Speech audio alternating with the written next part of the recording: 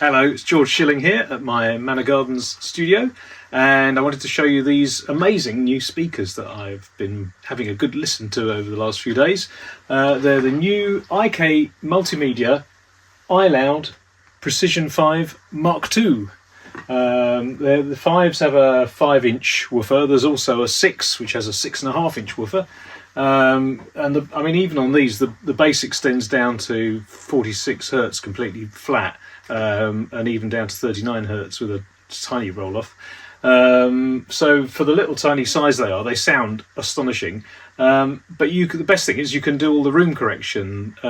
So you might have heard of the ARC system that has been around for quite a while now, and it's all been kind of updated and changed. There's the new ARC X software which replaces X Monitor and ARC 4, but the speakers themselves have also been upgraded with new tweeters, new enclosure, and a linear phase crossover. And I have to say, the stereo imaging is astonishing. Everything is just exactly, you can kind of almost see where it is. It's just unbelievable. The best stereo imaging I've ever heard. And then you've got your little measuring mic they come with, and it's very simple. You go through and measure the sweeps with a few different positions using the software, and then you end up with your curves, and then you can play with those and edit them a bit, and then decide what voicing you want. So you can have them default setting or all kinds of emulations of different speakers and situations, smartphones and white 80s and white 90s. I think you can probably guess what those are.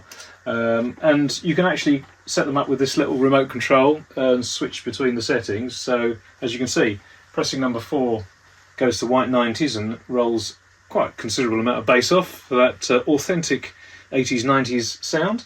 And then you can also change the response. You can tailor the low end if you're using them with a subwoofer to roll off at various different frequencies. In fact, I will take you round the back and show you a few buttons where you can mess around with the tone a bit.